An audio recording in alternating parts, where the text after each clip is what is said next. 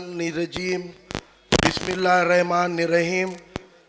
DISE पे तशरीफ़ फरमा वंचित बहुजन आघाड़ी के महाराष्ट्र के उपाध्यक्ष, मेरे दोस्त, मेरे साथी गोविंद दड़वी साहब, नांदेड़ महानगर के अध्यक्ष विठल गायकवाड़ जी, नांदेड़ उत्तर महानगर के अध्यक्ष अयूब खान साहब, नांदेड़ तालुका अध्यक्ष विनायक गजभारे सर, जो निज़ामत की जिम्मेदारी बेहतरीन तरीके से निभा रहे हैं, वह हमारे अजीज़ साथी प्रोफेसर उबैद बा हुसैन, अदनान गार्डन की पूरी टीम के ज़िम्मेदार नज़ीर खान साहब, अफजल मोमिन साहब, अशोक काकंडीकर साहब, सादिक बाचोटीकर साहब, अब्दुल समी साहब, मोहम्मद कासिम साहब, श्रीधर कामड़े साहब, नईम बागवान साहब, साजिद लाला साहब, आलिम भाई, समीर भाई और रफ़ीक भाई, और जो नौजवान हमारे से जुड़े हुए हैं हाल ही में, शारिक ज़िया और सभी लोगों के नाम मैं माफ़ी चाहता हूं कि नामों में वक्त न ज़ाया करते हुए आज कुछ ख़ास बातें इंशाल्लाह आपके सामने शेयर करने का इरादा है, इसलिए मैं सभी के नाम नहीं ले पा रहा हूं। लेकिन टायर बोर्ड, कमान और आतराफ के मदीना नगर और तमाम मोहल्ले के तमाम बुज़ुर्गों, नौजवानों, दोस्तों, साथियों, मेरी माँ बहनों और घरों में बैठकर मेरी बात सुन रही तमाम पर्दा नशी माँ बहनों, सभी को अस्सलामु अलैकुम रहमतुल्लाहि बरकातहू। सभी का मैं क्रांतिकारी सलाम करता हूँ, क्रांतिकारी इस्तकबाल करता हूँ, क्रांतिकारी जय भीम करता हूँ, क्रांतिकारी जय भीम कहता हूँ। जय भीम और जय भीम यह कोई मजहब का नारा नहीं है। जय भीम और जय भीम, ये जय भीम समाज, जिसको बौद्ध धम्म मानने वाला समाज कहते हैं, ये उनके धर्म का धम्म का नारा नहीं है।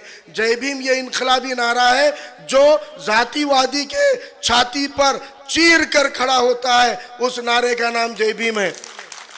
और जब ये जय भीम के साथ मुस्लिमीन का मीम जुड़ जाता है, ईमान वाले मुसलमानों का मीम जुड़ जाता है, तो ये सियासत में क्या भूचाल करता है, इसका नमूना आली जनाब प्रकाश अंबेडकर साहब ने पिछले लोकसभा के चुनाव में औरंगाबाद के अंदर दिखा दिया था कि 2 करोड़ मुसलमानों का एक भी खासदार पिछले 20 सालों से इस महाराष्ट्र में नहीं था, लेकिन जय भीम और जय मीम के इत्तेहाद ने 2 करोड़ मुसलमानों का एक एमपी चुन के लाने का दम औरंगाबाद से भरा था।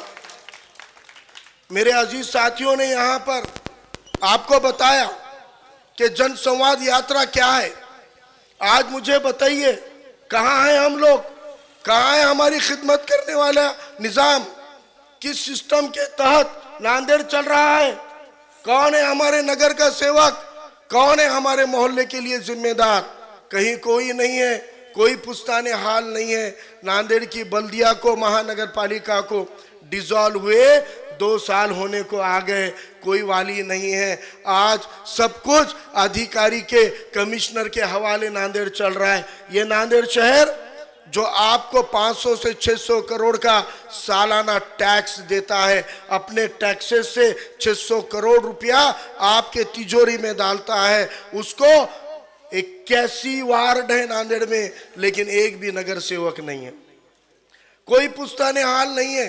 गली में जैसे डेवलपमेंट के विकास के नाम पर बदहाली है, दिल्ली में वैसे ही बदहाली है।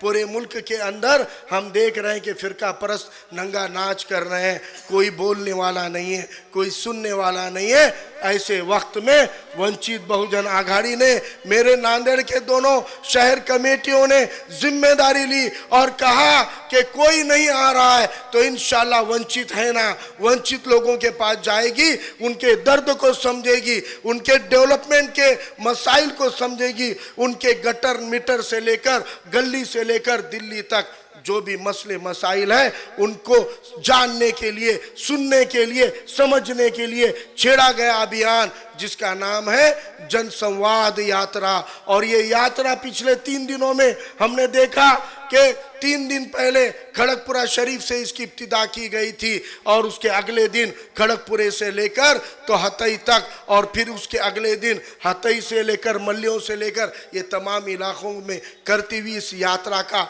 आज इख्तिताम है।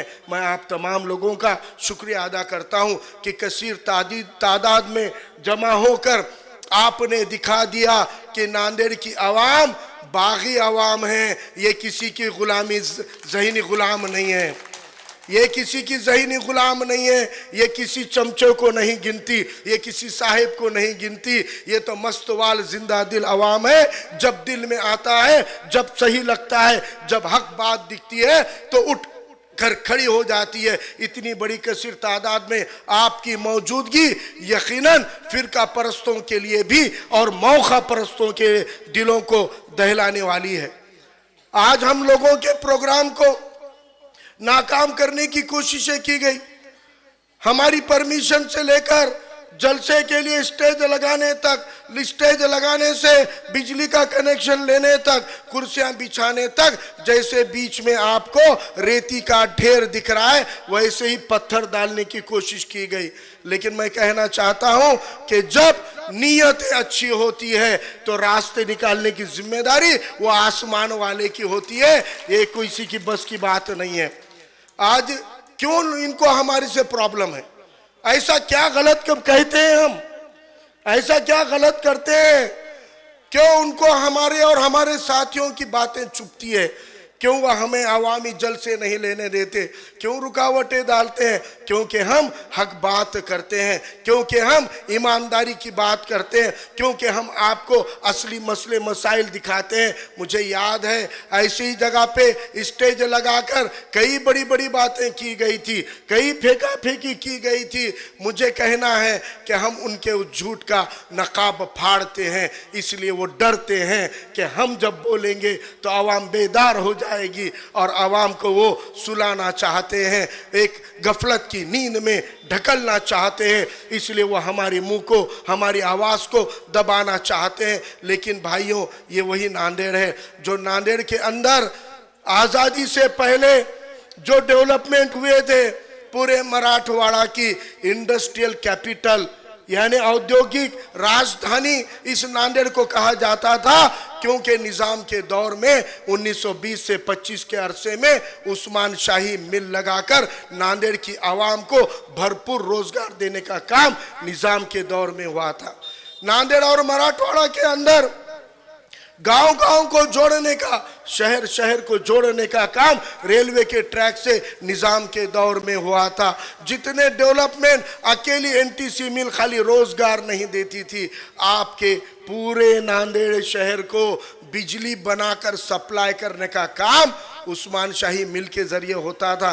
पूरे नांदेड़ को आलीशान मार्केट 8-8 दिन को, पेमेंट के दिन, हर हफ्ते को, हर 8 दिन को एक मीना बाजार भरता था मिल गेट के ऊपर। नांदेड़ की इकोनॉमी को, तरक्की को वहाँ पे उस्मान शाही मिल का कंट्रीब्यूशन था। अकेली उस्मान शाही मिल 3 टर्म में, 3 शिफ्ट में 12,000 मजदूरों को 12 महीने का रोजगार देती थी।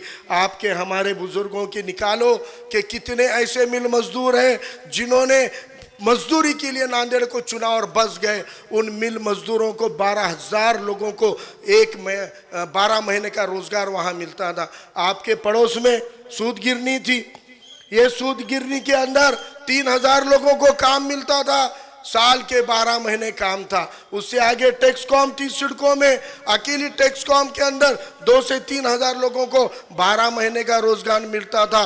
उससे आगे सिप्टा थी, वहाँ पे 1,001 लोगों को 12 महीने का रोजगार मिलता था। आपके बगल में मैफको थी, वहाँ पे कई दर्जन लोगों को 12 महीने का रोजगार मिलता था। लेकिन इन 40-45 सालों में इस नांदेड़ की 7-12 अपने नाम पे कहने वाले लीडर ने यहाँ के सारे धंधों को बंद कर दिया।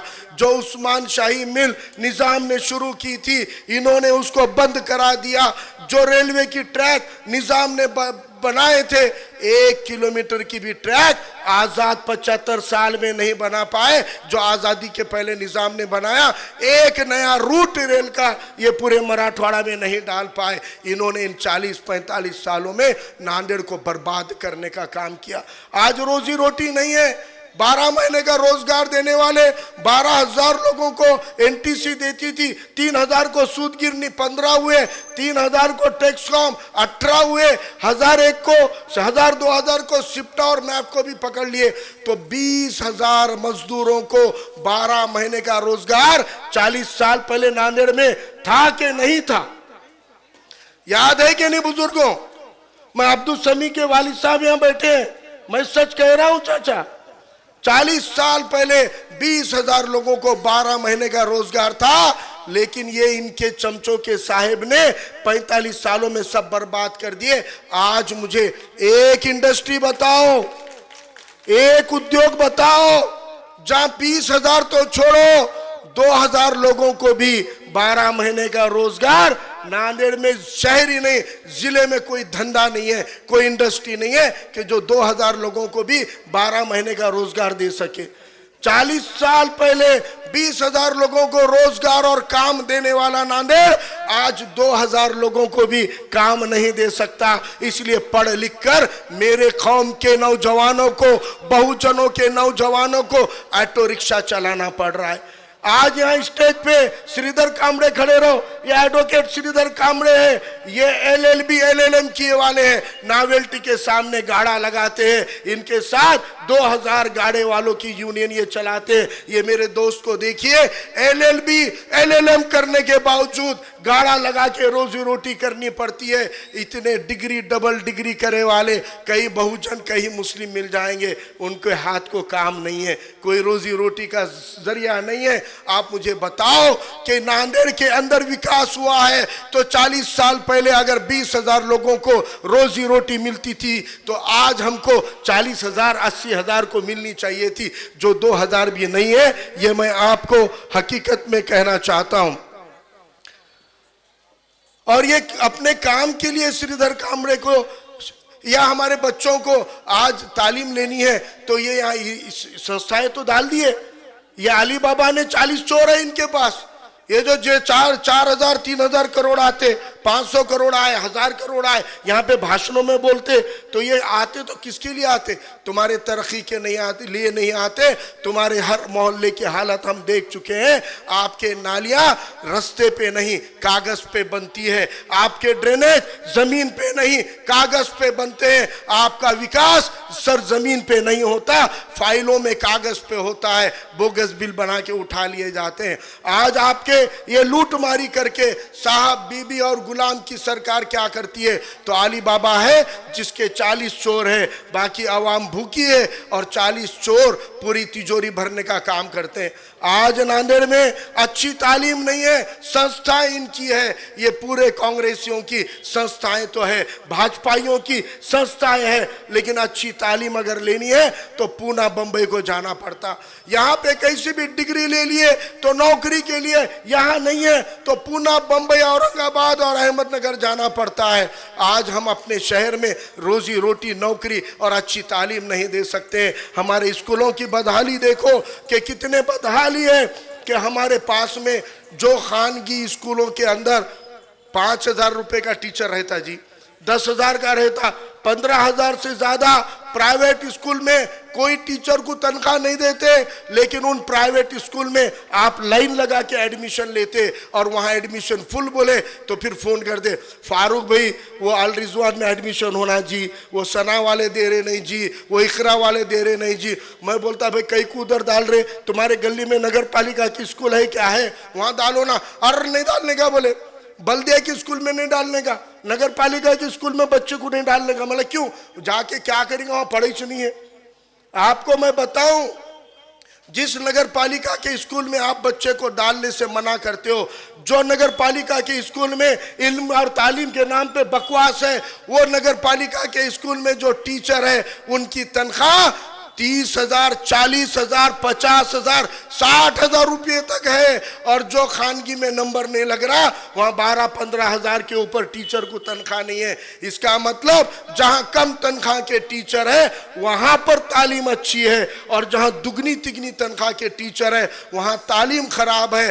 फर्क, सवाल और गलती टीचरों की नहीं है, सिस्टम की है। यहाँ नगर पालिका के स्कूलों के अंदर किसी नगर सेवक का रौब नहीं है कि वो वहाँ का निजाम संभाल के बोले कि ये मेरे वार्ड की स्कूल में आला दर्जे की तालीम होनी चाहिए, क्योंकि वो बोलने का दमखम ईमानदारी से आता है। और एक भी ईमानदार नगर सेवक नहीं है जो अपने बल्दिया के टीचरों पे अपना वजन रखे, क्योंकि नांदेड़ के 95% नगर सेवक नगर के सेवक नहीं है, गुत्तेदार है, बोगस फाइल बना के बिल उठाने वाले हैं, ये बेईमान हैं, इनके अंदर ईमानदारी का जोश नहीं है। ये क्या टीचर तो बहुत दूर की बात है, बल्दिया के चपरासी को डरा के बता दो मैं इनाम दे दूंगा, लेकिन इनसे बल्दिया का चपरासी भी नहीं डरता, क्योंकि वो चपरासी को मालूम है इसके बोगस नाली की फाइल ये टेबल से वो टेबल मैं लेके जाता हूं, ये मेरे को दबाता क्या,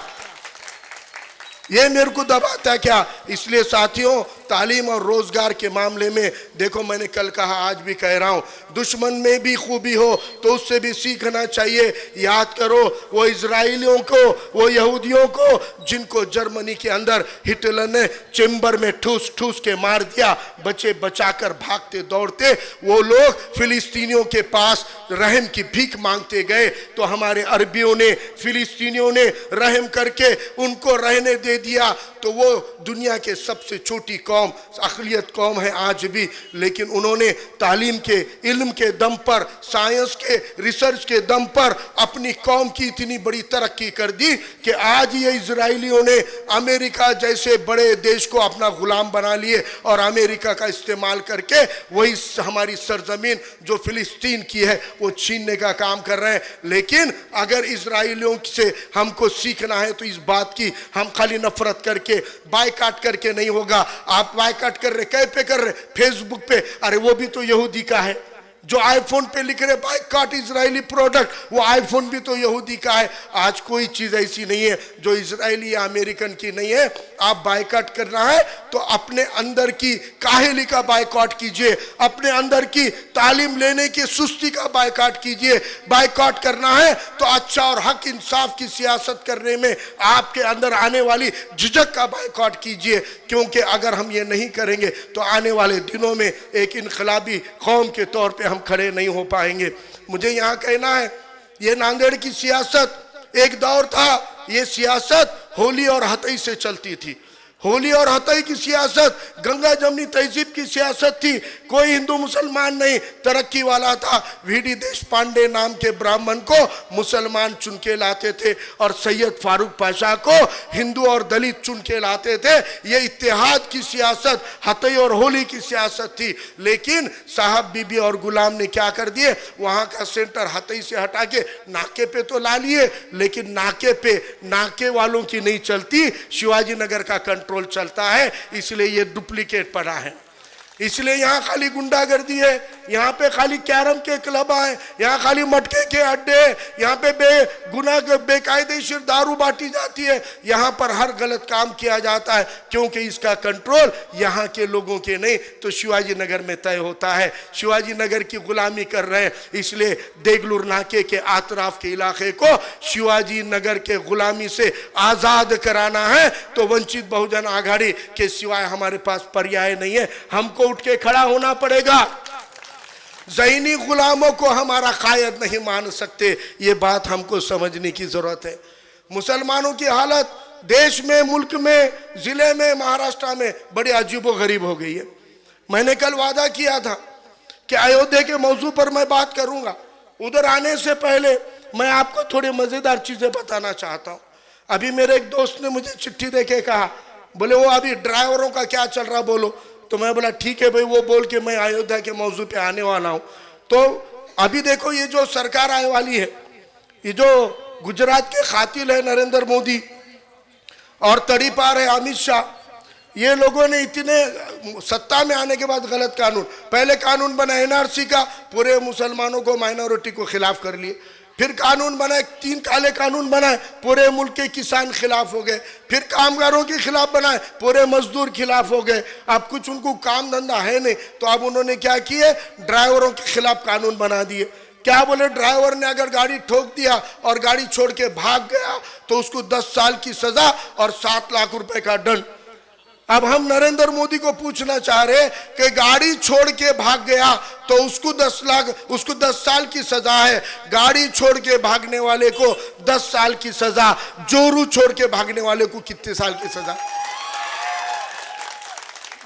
जोरू छोड़ के भागे वाले की भी तो सजा होना ना।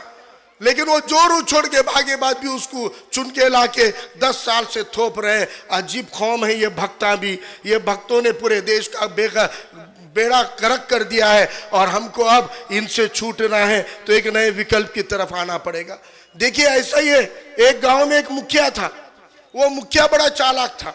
आज हो क्या रहा है, हमारे साथ में भी वो मुखिया के जैसा हो रहा है।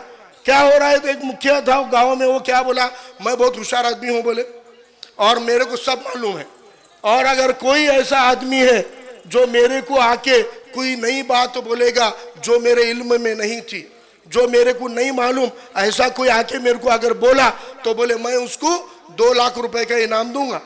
अब आजू बाजू के गांव के लोग आ गए, बोले भाई कोई भी आके बोला, बोले ऐसा ऐसा आगरा नाम का है, वहां पर बोले सफेद सफेद कलर का एक बहुत बड़ी इमारत है, और बोले तुमको मालूम कि वो दुनिया का क्या है? तो फिर उसने बोला हाँ मेरे को मालूम है। बोले क्या है? 7वां अजूबा है। बोले आगरा में और क्या है? बोले बड़ी जेल है। बोले और क्या है? बोले बड़ा पागल खाना है। अरे सभी जवाब दे दे रहा, मेरे को ये भी मालूम, मेरे को वो भी मालूम। अब वो 2 लाख तो उसके निकल रहे नहीं। एक चालाक आया, एक चालाक आदमी आ गया और आके फिर बोला कि देख भाई, बोले मैं तेरे को ऐसी बात बताने वाला हूँ जो तेरे को मालूम नहीं है, तू 2 लाख रुपए तैयार रख। बोला ठीक है भाई आ जाओ। आ गया वो आदमी, आके बोला सरपंच को, मुखिया को, बोले देख, बोले मैं तेरे को एक नई बात बोल रहा हूँ जो तेरे को मालूम है कि नहीं है, तू मेरे को कबूल कर। बोले क्या है जी? बोले तेरे दादा ने मेरे दादा से 4 लाख रुपए का कर्जा लिए वाला है। तेरे दादा ने मेरे दादा से 4 लाख रुपए का कर्जा लिए थे। बोल तेरे को मालूम है क्या? अगर मालूम है तो 4 लाख देना पड़ेंगे। अगर वो बोला हो मेरे को मालूम है तो 4 लाख गिनने पड़ेंगे, और बोला नहीं मालूम है तो 2 लाख देने पड़ेंगे। अब ये कितना शाना था, उसका तो दोनों तरफ फायदा। बोले मालूम है तो 4 लाख दे फिर मेरे दादा का कर्जा, और नहीं मालूम है तो 2 लाख रुपए दे फिर, तेरे को मालूम नहीं था मैं बोला। ये चालाकी मुसलमानों के साथ हो रही है, यही चालाकी आपके हमारे साथ हो रही है। और ये चालाकी कैसी हो रही है, मैं एक छोटी सी मिसाल देता हूं आपको। शहरों का नाम बदलने की सियासत होती है। मुख्तसर में मैं आपको बोलता हूं, शहरों का नाम बदलने की सियासत होती है।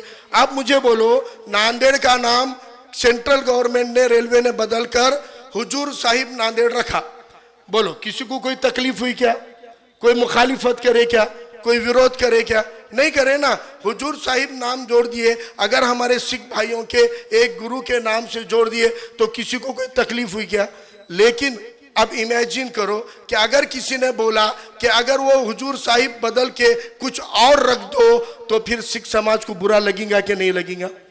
उन्होंने बोलेंगे भाई रखना नहीं था, अब रखे तुमने तो अब बदल रहे क्यों?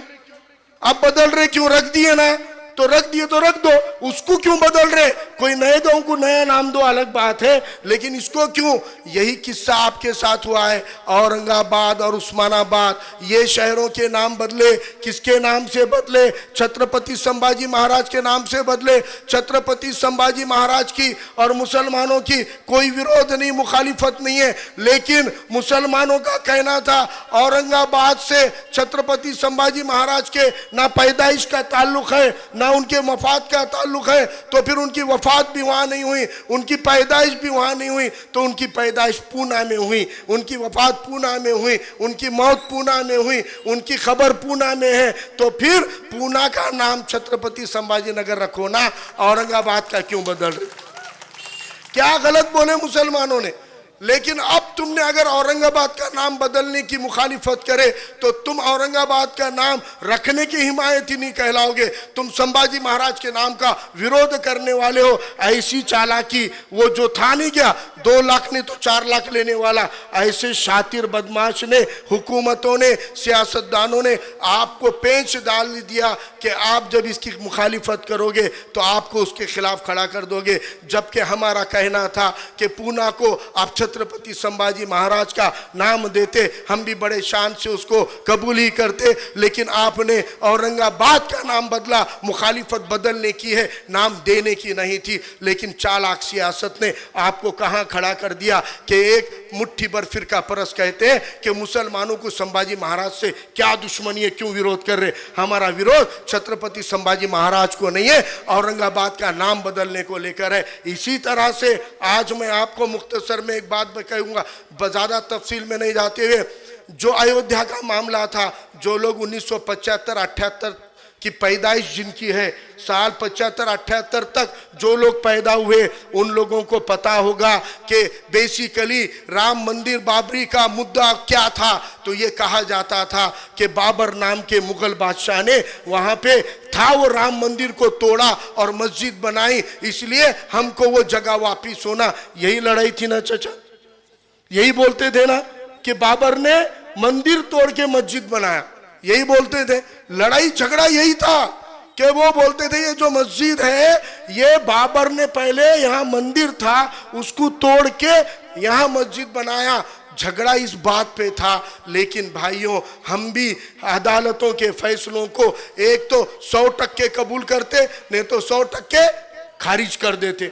अभी जो सुप्रीम कोर्ट का फैसला आया, शुक्लोदन आसुदे, अभी जो सुप्रीम कोर्ट का फैसला आया, ये सुप्रीम कोर्ट के फैसले से हम मुतमईन नहीं है, ये बात सही है। सुप्रीम कोर्ट का फैसला हमारी उम्मीद के हक और इंसाफ के तकाजे पे नहीं आया, ये बात सही है। लेकिन जो झूठ 30 सालों से अडवाणी से लेकर अडानी के चमचों तक फैलाया गया था कि बाबर नाम के बादशाह ने मंदिर तोड़ा है, सुप्रीम कोर्ट के फैसले में उसने कह दिया कि यहाँ पर पहले मंदिर या हिंदू धर्म की कोई इमारत नहीं थी, यहाँ पर बाबर ने मंदिर तोड़ के मस्जिद बनाने का कोई सबूत नहीं है। ये सुप्रीम कोर्ट ने कबूल किया और 30 साल से फैलाए गए उस झूठ को खारिज किया है, जिसको हम आगे लाने से बच गए। आज हमको चिढ़ाया जा रहा है, आज हमको बताया जा रहा है कि हमने कहा था हम वहीं बनाएंगे, देखो बनाए कि नहीं। अरे सवाल है कि हक और इंसाफ के तरीकों से बनाए कि नहीं बनाए। हमारी कोई विरोध राम को नहीं है। अरे हमारे बुजुर्ग है, जो अल्लामा इकबाल है, जो पूरी दुनिया उनकी शायरी की तारीफ करती है, वो अल्लामा इकबाल हो या हसरत मोहानी, मौलाना हसरत मोहानी हो, इन्होंने बड़ी बड़ी अपनी कलामात से इस मुल्क की विरासत को सामने लाया है और धरोहर को सजा के रखा है। अल्लामा इकबाल ने लिखा है कि है राम के वजूद पे हिंदुस्तान को नाज, अहले नजर समझते हैं उसको इमाम हिंद। हमारा झगड़ा या विरोध राम के नाम से नहीं था, हमारा हक उस जमीन के टुकड़े को लेकर है जिस जमीन के टुकड़े पे आप झूठ फैला रहे थे कि ये जमीन पे मंदिर तोड़ा गया, जबकि ये सुप्रीम कोर्ट ने खारिज कर दिया। लेकिन फैसला टाइटल सूट के आधार पे नहीं, आस्था के आधार पे आया। तो मैं आपको पूछना चाहता हूँ, ये हमारे लिए मजहबी शिकस्त है क्या? तो बिल्कुल नहीं है। ये हमारे लिए दीनियात की शिकस्त नहीं है, क्योंकि हमारा दीन कहता है कि अल्लाह अपने घर की खुद हिफाजत करता है, वो जिम्मेदारी अल्लाह की है। इसलिए वो हमारी दीनियाती नाकामयाबी नहीं है, वो हमारी समाजी नाकामयाबी है क्या? वो हमारी समाजियत की नाकामयाबी नहीं है, क्योंकि आज भी हिंदू मुसलमान और पिछड़ा वर्ग इत्तेहाद से रहते हैं। तो फिर क्या वो हमारी माशियत नाकामयाबी शिकस्त है क्या? तो वो हमारी माशियत की भी शिकस्त नहीं है। अगर आपको वो फैसले की शिकस्त की वजह जाननी है तो सियासी शिकस्त है। आज सियासी तौर पे आपके हक को नाहक में तब्दील करके अपने हिसाब से फैसले बदल रहे हैं, क्योंकि तुम्हारी सियासत में तुम नाकाम हुए हो। हक की इंसाफ की सियासत जो तुम्हारे बुजुर्गों ने नबियों के और खलीफाओं के दौर से की थी, तुमने इसका जिम्मा सेक्युलरिज्म के नाम से कांग्रेस और राष्ट्रवादी के जैसे दोगलों को दे दिया कि ये मुल्क को बचाएंगे, ये सेक्युलरिज्म से लड़ेंगे, ये भाजपा से लड़ेंगे, ये शिवसेना से लड़ेंगे। नहीं लड़ेंगे। सत्ता मिलेगी तो उनके घर में जाके बैठेंगे, अपने हिस्से की सियासत खुद लड़ो। तुम मर्दे मुजाहिद की कौम हो, तुमको यहाँ पर खुलफाए राशिदीन की विरासत और खलीफा बनाकर भेजा गया है। अपनी सियासत खुद करो, अपनी हिफाजत खुद करो। तुम्हारी समाजियत, तुम्हारी माशियत, तुम्हारी तालीमियत, तुम्हारी सारी चीजें अपनी सियासत के दम पे होगी, क्योंकि ये मुल्क जो है वो जमहूरी मुल्क है। इसलिए साथियों, अपनी सियासत के खुद सिपे सालार बनो, इसके उसके कदमों में मत जाओ, क्योंकि ये लोग आपको बचाने नहीं आएंगे। एनआरसी के वक्त महाराष्ट्र में सेक्युलर कहने वालों की हुकूमत थी, लेकिन उन्होंने डिसीजन नहीं लिया कि हम महाराष्ट्र में एनआरसी लागू नहीं करेंगे। ये फैसला उन्होंने नहीं लिया। इसलिए समझो कि आज तुमको किस दौर से तुम गुजर रहे हो। मैं आखिरी बात कह रहा हूं, गौर से सुनिए कि सुलह हुदैबिया का दौर याद कीजिए। सुलह, मेरे नबी करीम आका सल्लल्लाहु अलैहि वसल्लम ने सुलह की थी, लेकिन सुलह के बाद उन्होंने जिन चीज़ों की हमको हिदायतें दी है उसको याद करो कि उन्होंने कहा 10 साल का मुआहदा था। उन्होंने कहा सहाबियों से कि जिनके अंदर जंगजू होने के गुण हैं, तुम जंग के साजो सामान में लगो। जिनमें खिदमत का जज्बा है, तुम जाओ दलितों, पिछड़ों, आदिवासियों की खिदमत करो। और तुम जिनमें लड़ने का जज्बा है, तो मजलूमीन के हक की लड़ाई लड़ो। जब ये सारी चीजें हुई तो सुलह हुदैबिया के बाद एक बड़ा हुजूम नबी करीम सल्लल्लाहु अलैहि वसल्लम के पीछे खड़ा हो गया। और जब वो हुजूम मक्का की जानिब गया, कोई जंग नहीं हुई, कोई तलवार नहीं उठी, कोई खून का खतरा नहीं हुआ, फतेह मक्का हुआ। मुसलमानों, सुलह हुदैबिया के बाद के दौर पे गौर करो। आज हमको मेरे नबी करीम सल्लल्लाहु अलैहि वसल्लम के उसी सुन्नतों के ऊपर अमल करने का वक्त आया। आज हम उसको समझेंगे, हिकमत से काम लेंगे, दलितों, पिछड़ों, आदिवासियों के साथ में जुड़ेंगे, तो अपना वकार, अपनी सियासत, अपनी रियासत फिर से खड़ी कर सकते हो। तुमको यहाँ पर राज करने के लिए भेजा गया है और तुम यहाँ ज़हनी गुलाम बने हुए हो, तो ये तुम्हारी कमजोरी है, तुम्हारे दीन की कमजोरी नहीं है, तुम्हारे दुनिया की कमजोरी नहीं है। तुम्हारे साथ पिछड़ा समाज, अंबेडकरवादी समाज खड़ा हुआ है। 1979 से 79 से एक भी मुसलमान का आमदार खासदार तुम्हारा नहीं आया। उसके बाद बैटरी वाले सत्तार भाई लड़े, समद बागवान लड़े, सरवरी सर लड़े, गफ्फार खान साहब लड़े, कई लोग लड़े, लेकिन उनको 2000 भी गैर मुसलमानों ने वोट नहीं देने से वो 2000-4000 से हार गए। लेकिन फारूक अहमद को 14000 अंबेडकरवादियों ने वोट दिया था, लेकिन तुम बिखर गए, तुम 3 हिस्सों में बट गए। कहाँ गए वो लोग जिन्होंने वोट बांटकर दोनों तरफ बंटवारा करके मुझे सिर्फ 12000 मुसलमानों के वोट मिले?